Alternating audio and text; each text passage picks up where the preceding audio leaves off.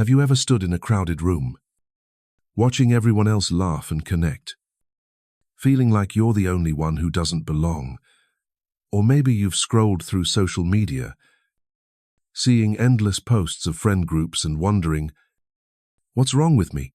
What if Carl Jung, the legendary psychologist, would tell you that your solitude isn't a flaw, it's the spark that lights your path to discovering your truest self? In this video, we're diving into Jung's profound wisdom to uncover what a lack of friends really means about your inner world. Through 5 powerful insights, backed by real-life stories, you'll learn how to transform loneliness into strength, embrace your unique journey, and build authentic connections that truly matter. Stick around until the end to discover why your solitude could be your greatest gift. And share your story in the comments below. Let's dive into the wisdom of Carl Jung and start this journey together. Have you ever felt a pang of loneliness while watching others effortlessly connect at a party or a group hangout? Wondering why you don't have that same circle of friends? Society tells us that having few friends means something's wrong with you, that you're not likable, not outgoing enough, not enough.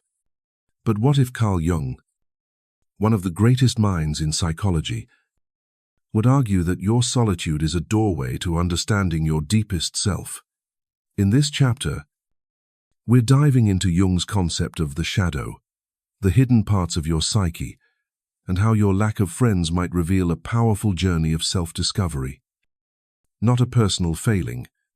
Let's explore why feeling alone could be a sign that you're confronting your shadow, and how this can lead to profound inner strength. Carl Jung taught that the shadow is the part of ourselves we push away the fears, insecurities, and traits we don't want to acknowledge. It's the voice that whispers, "You're not good enough," or the fear of rejection that keeps us from reaching out. When you feel alone, especially when you notice others surrounded by friends, it's easy to internalize those whispers as truth. But Jung would say that this solitude is a signal, not a sentence. It's your shadow inviting you to look deeper, to face the parts of yourself you've been avoiding. Far from being a flaw, your lack of friends might mean you're on the cusp of a transformative journey, one that requires you to confront your inner world before building authentic connections with others. Let's ground this in a story. Meet Anna, a 22-year-old college student who always felt out of place at campus parties. While her classmates laughed and bonded over drinks, Anna stood on the sidelines, feeling invisible. Her roommate, Sophie, was the life of every event, effortlessly collecting friends with her charm. Anna envied Sophie's ease, but noticed something unsettling. Sophie's friendships often revolved around gossip, shallow banter, or people-pleasing behaviors that felt inauthentic to Anna. When Sophie invited her to join these groups, Anna hesitated. Something inside her recoiled at the idea of pretending to fit in, of laughing at jokes she didn't find funny or joining in gossip she found cruel. Instead, Anna spent her evenings alone, reading, journaling, or sketching, activities that brought her peace, but also deepened her sense of isolation. At first, Anna saw her solitude as a failure. Why can't I just be like everyone else, she wondered. But then she stumbled across Jung's teachings about the shadow. She realized her discomfort with Sophie's social circle wasn't about being antisocial, but about her shadow revealing a deeper truth. She feared compromising her authenticity to belong. Anna's lack of friends wasn't a sign of inadequacy. It was her psyche's way of protecting her values. Her shadow was showing her that she valued genuine connection over superficial popularity, even if it meant standing alone for now. This insight was a turning point. Instead of forcing herself into friendships that didn't align with her, Anna began exploring her inner world, asking, "Who am I when no one's watching?"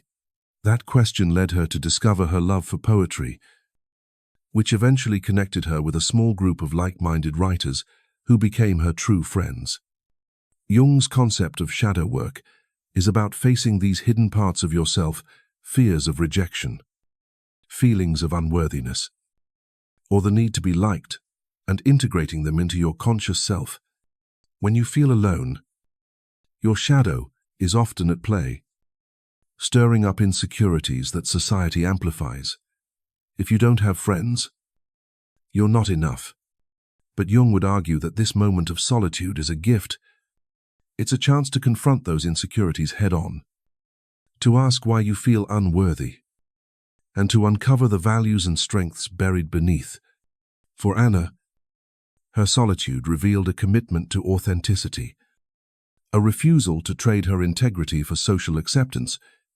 By facing her shadow, she began to see her lack of friends, not as a flaw, but as a sign of her inner strength, a strength that would guide her toward relationships that truly mattered.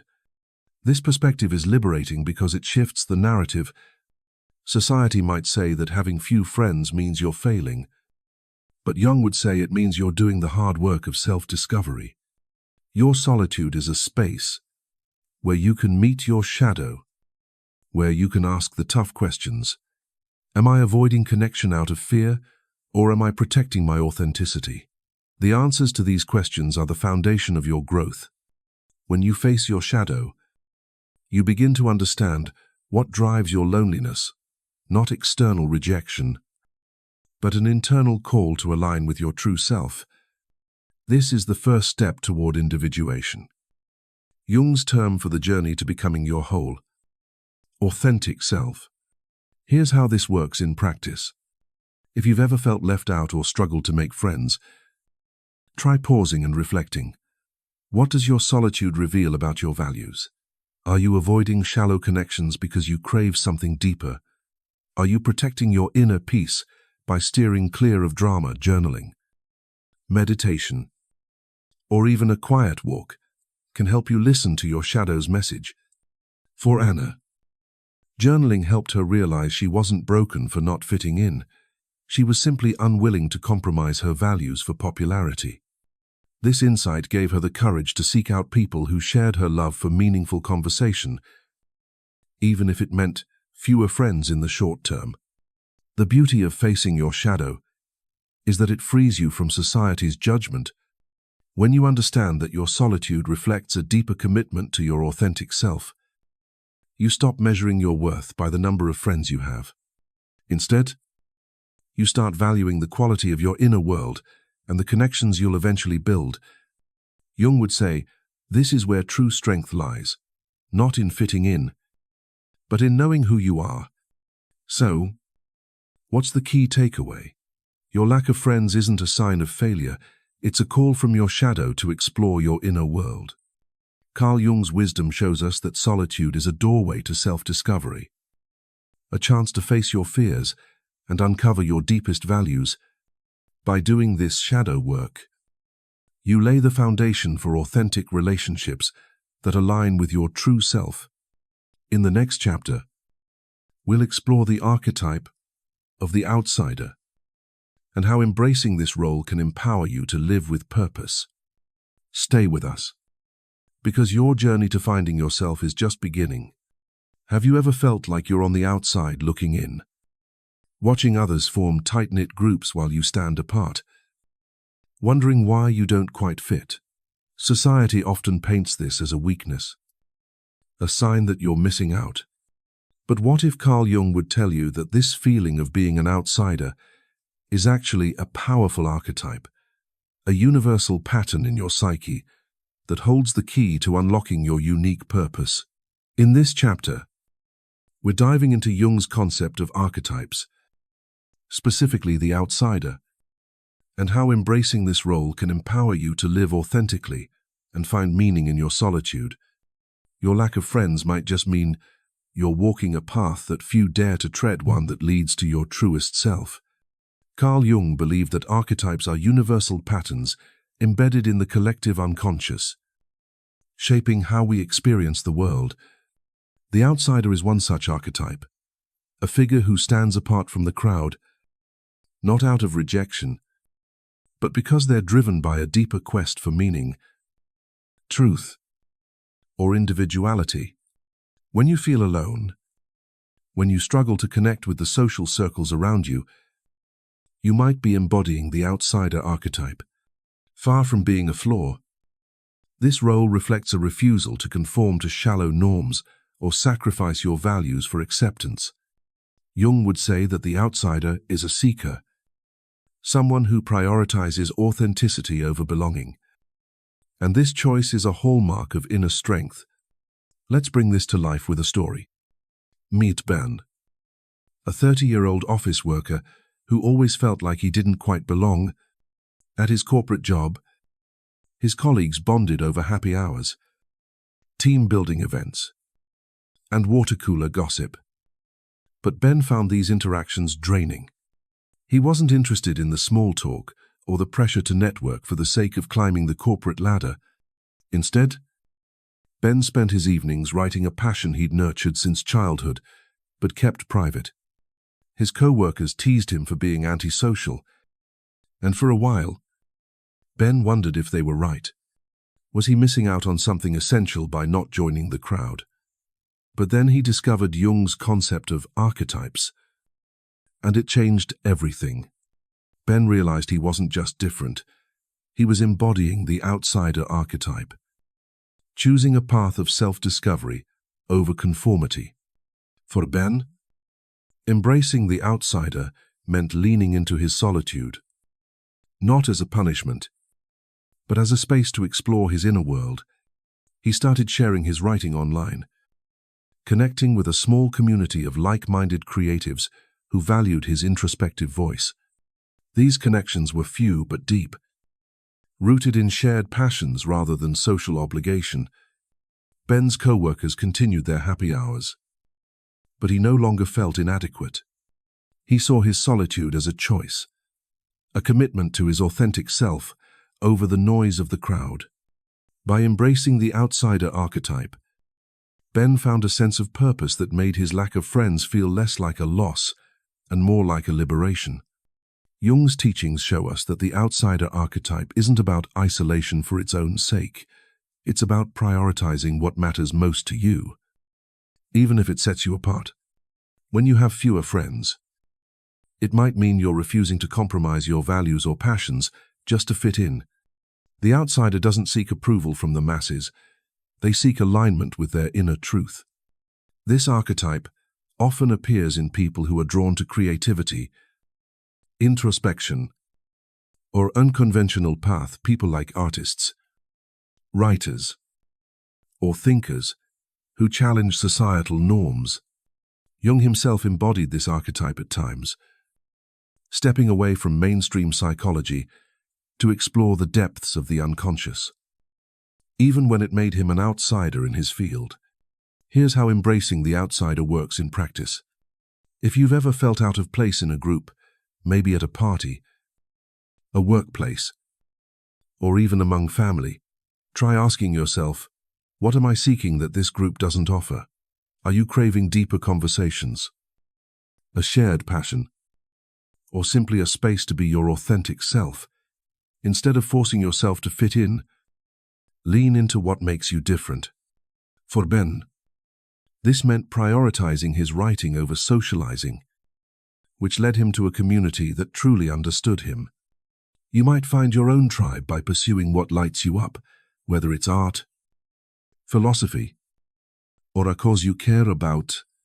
The outsider archetype teaches you that standing apart isn't a failure. It's a sign you're searching for something real. Embracing the outsider also shifts how you see yourself. Society might label you as lonely or antisocial, but Jung would say you're a seeker, someone brave enough to walk a less traveled path. This perspective is empowering because it reframes solitude as a choice, not a punishment. You're not alone because you're unworthy. You're alone because you're discerning, because you value depth over superficiality. This aligns with Jung's concept of individuation, the process of becoming your whole, unique self. The outsider archetype guides you toward that goal by encouraging you to honor your individuality, even when it means standing alone for a while.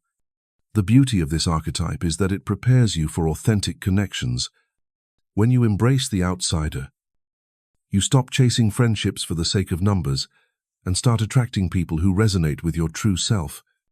Ben's small group of writer friends didn't just like him, they valued the real him, quirks and all. By living authentically, you create space for relationships that are meaningful and lasting, not built on pretense or obligation. So, what's the key takeaway?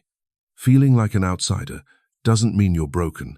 It means you're embodying a powerful archetype that drives you toward authenticity and purpose. Carl Jung's wisdom shows us that the outsider is a seeker, someone who prioritizes their inner truth over societal expectations. By embracing this role, you turn solitude into a strength that leads to a life aligned with your deepest values.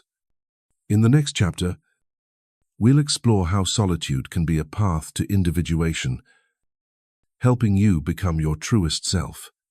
Stay with us, because your journey is about to get even deeper. Have you ever found yourself alone? Not because you were rejected, but because you chose to step away from the noise of the crowd to listen to your own thoughts.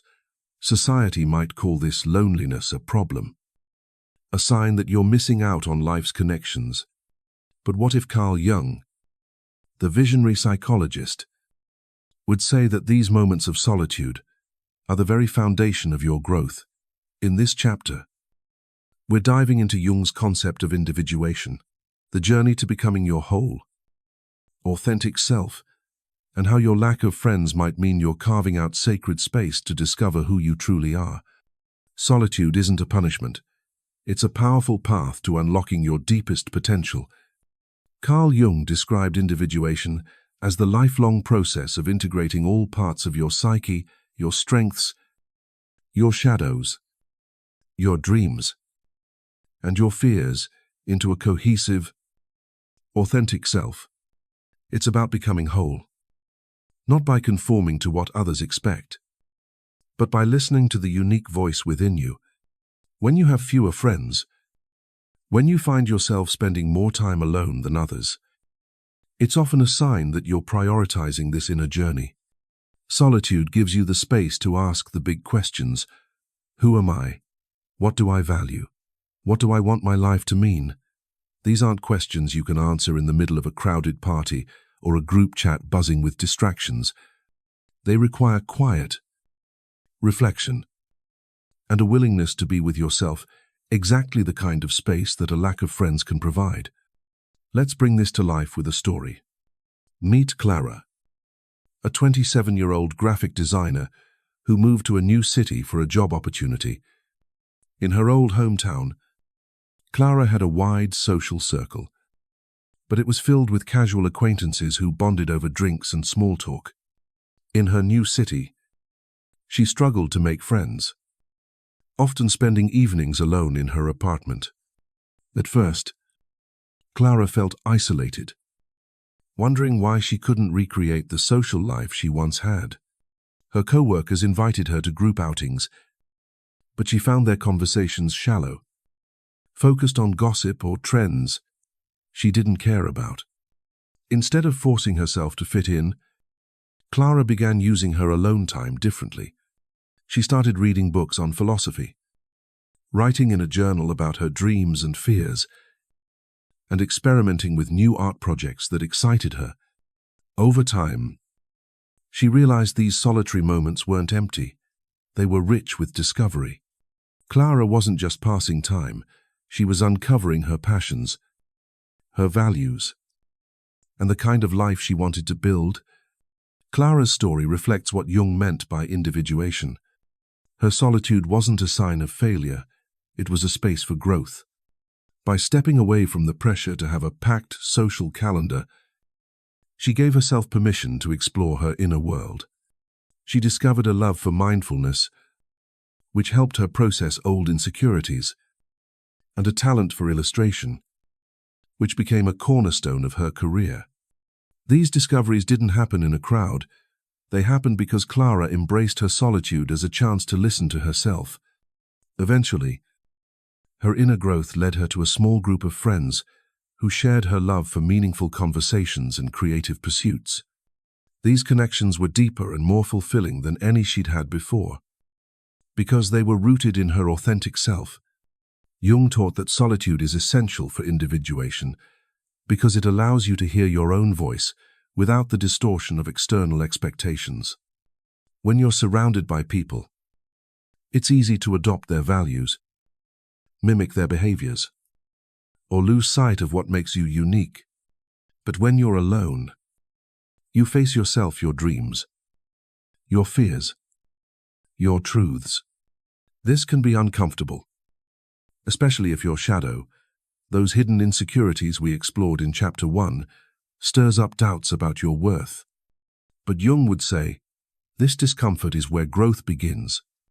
Solitude forces you to confront those doubts, to ask why you feel alone, and to uncover the strengths that lie beneath. For Clara, her alone time revealed a resilience she didn't know she had, a clarity about her values, and a vision for her future that no crowd could have given her. Here's how this works in practice. If you've ever felt like you have fewer friends than others, try seeing your solitude as a gift.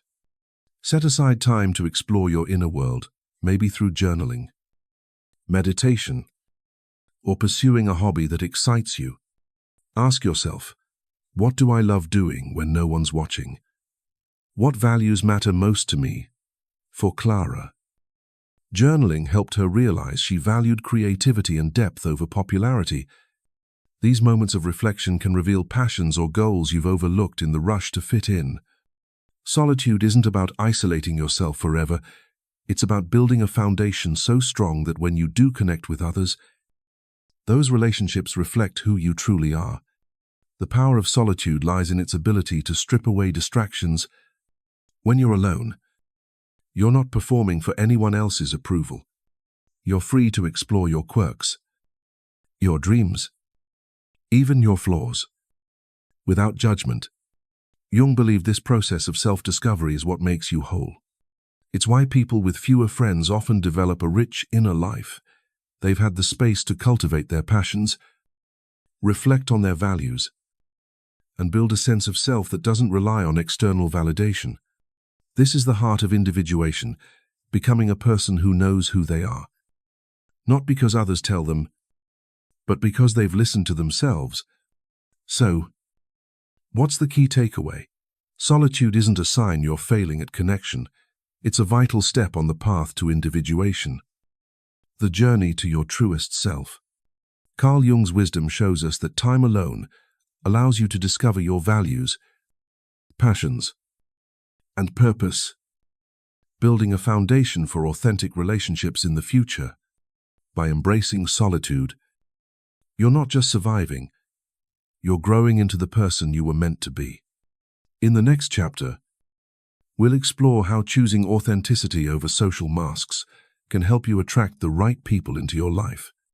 Stay with us, because your journey to finding yourself is getting even richer. Have you ever been in a room full of people, laughing at jokes you didn't find funny, or nodding along to conversations that felt hollow, just to fit in? It's exhausting, isn't it? Pretending to be someone you're not just to belong. Society often pushes us to wear these social masks, to play a role that makes us likable or acceptable. But what if Carl Jung would tell you that having fewer friends might mean you're refusing to play that game in this chapter? We're diving into Jung's concept of the persona, the social mask we wear, and how choosing authenticity over pretense is a powerful act of courage. Your lack of friends could be a sign that you're prioritizing your true self over the pressure to perform, setting the stage for relationships that are real and meaningful. Carl Jung described the persona as the face we show the world, a mask we craft to meet society's expectations, to blend in, or to gain approval. It's the version of you that laughs at the right moments, agrees with the crowd, or hides your quirks to avoid standing out. While the persona can help you navigate social situations, wearing it too long or too tightly can disconnect you from your authentic self. When you have fewer friends, it's often because you're unwilling to wear this mask indefinitely. You'd rather be alone than pretend to be someone you're not. And that choice aligns with Jung's vision of individuation, the journey to integrate all parts of yourself into a whole. Authentic being. Choosing authenticity over social masks means you're valuing your inner truth over external validation. A decision that takes immense strength. Let's bring this to life with a story, Brockings. Meet David, a 29-year-old marketing assistant working in a fast-paced agency. His workplace was a whirlwind of networking events, happy hours, and team-building retreats where everyone seemed to compete for attention.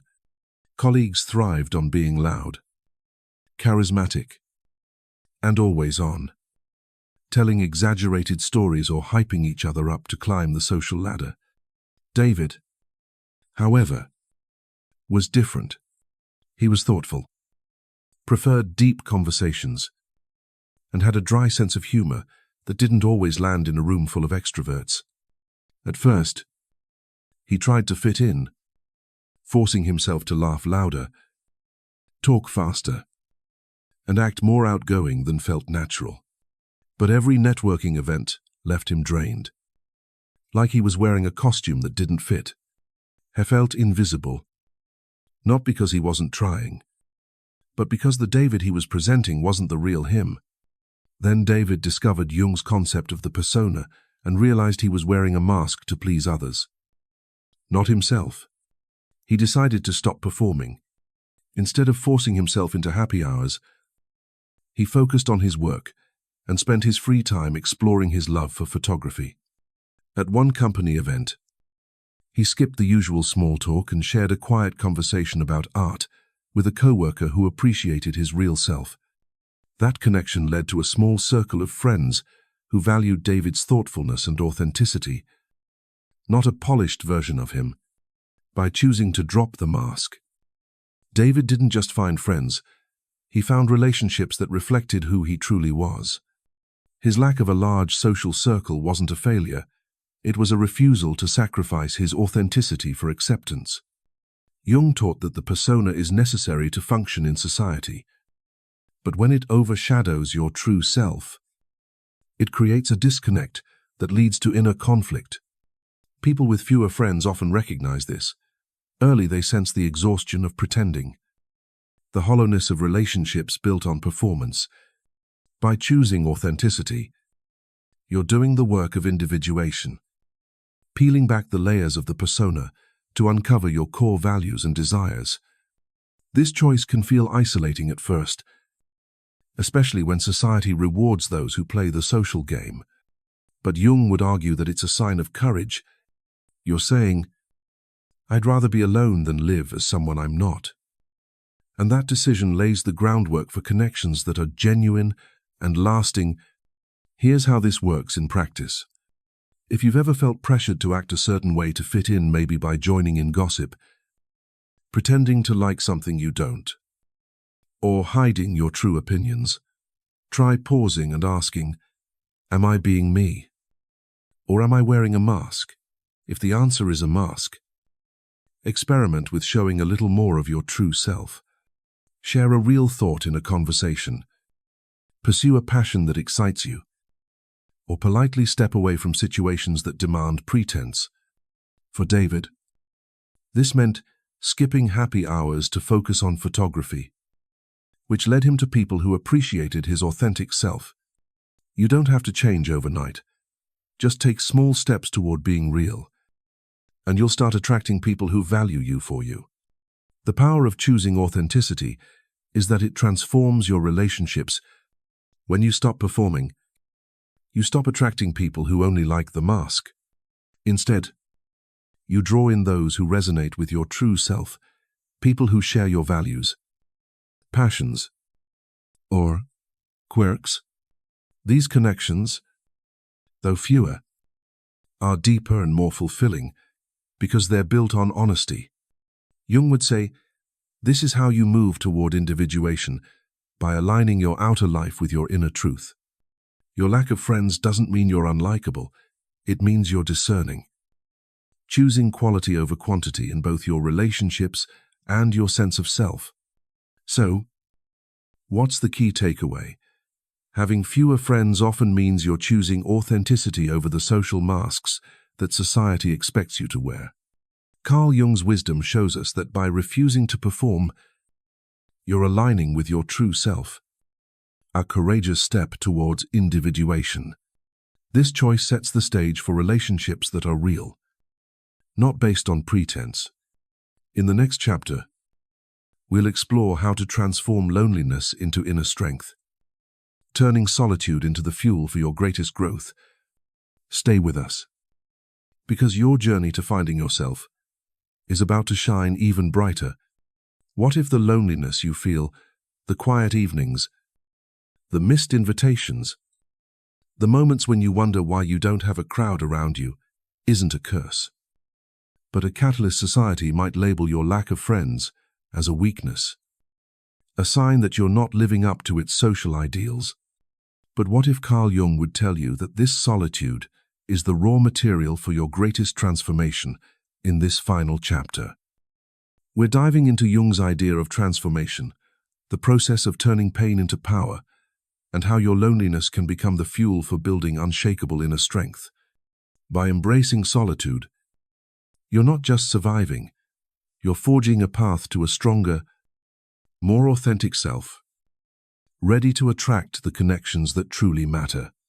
Carl Jung believed that transformation is at the heart of individuation, the lifelong journey to become your whole, true self. Loneliness, far from being a dead end, is often a crucible, a space where you confront your deepest fears, desires, and truths to emerge stronger. When you have fewer friends, when you feel isolated from the social world, it's tempting to see this as failure. But Jung would argue that it's an opportunity. Solitude strips away the distractions of external validation, forcing you to face yourself and discover what you're truly made of. This process of transformation doesn't just heal your loneliness, it turns it into a source of resilience, clarity, and purpose, preparing you for relationships that align with your authentic self. Let's bring this to life with a story. Meet Mia, a 25-year-old who moved to a new city after college to start her career as a freelance writer. In her hometown, Mia had a loose network of friends, but they were more party companions than confidants. In her new city, she found herself alone, with no one to call for coffee or weekend plans. At first, the silence was deafening. Mia scrolled through social media, seeing old classmates post about group outings, and felt a pang of inadequacy. Why can't I make friends like everyone else? She wondered. But instead of chasing shallow connections, Mia decided to lean into her solitude. Inspired by Jung's teachings, she saw her loneliness as a chance to rebuild herself from the inside out. She started writing daily, pouring her thoughts and emotions into stories that reflected her true voice. She took online courses to hone her craft, went on solo walks to clear her mind, and began journaling about her goals and fears. Over time, Mia's solitude became her strength. Writing helped her process her insecurities, revealing a confidence she hadn't known she had. Her solo walks sparked ideas that turned into published articles, earning her recognition in her field. Most importantly, her time alone clarified what she wanted in relationships: depth, shared passions, and mutual respect. One day, at a local writing workshop, Mia met a small group of creatives who connected with her authentic voice. These friendships weren't built on pretense or convenience. They were rooted in shared values and genuine understanding. Mia's loneliness hadn't defined her. It had transformed her into someone who knew herself deeply and attracted relationships that reflected that strength. Her lack of friends wasn't a flaw. It was the fuel for her growth. Jung's concept of transformation teaches us that pain, like loneliness, is a teacher. When you feel isolated, it's easy to let society's narrative that you're not enough take hold. But transformation requires you to rewrite that story. Instead of seeing loneliness as a void, see it as a space to build inner strength. Jung would say this is where you integrate your shadow, the insecurities we explored in Chapter 1, and align with your true self. By facing the discomfort of solitude, you uncover your resilience, clarify your values, and discover passions that light you up. This process prepares you for connections that are authentic because they're built on the real you, not a version shaped by social pressure. Here's how transformation works in practice. If you've ever felt the sting of loneliness, try treating it as an invitation rather than a punishment. Set aside time to explore what makes you feel alive. Maybe it's painting, reading, or learning something new.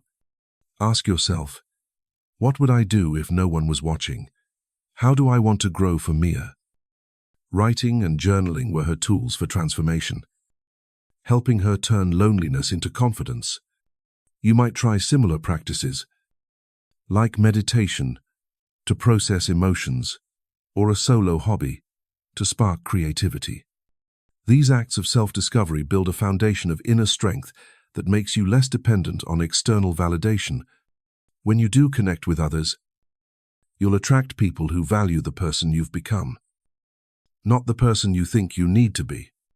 The beauty of transforming loneliness is that it shifts your entire perspective. You stop seeing a lack of friends as a deficit and start seeing it as a phase of growth. Jung believed that every challenge, including solitude, is an opportunity to move closer to individuation. Your time alone isn't wasted. It's where you forge resilience, clarify your purpose, and prepare for relationships that are deep and meaningful. Mia's story shows that loneliness can be temporary, a stepping stone to a life filled with authenticity and connection.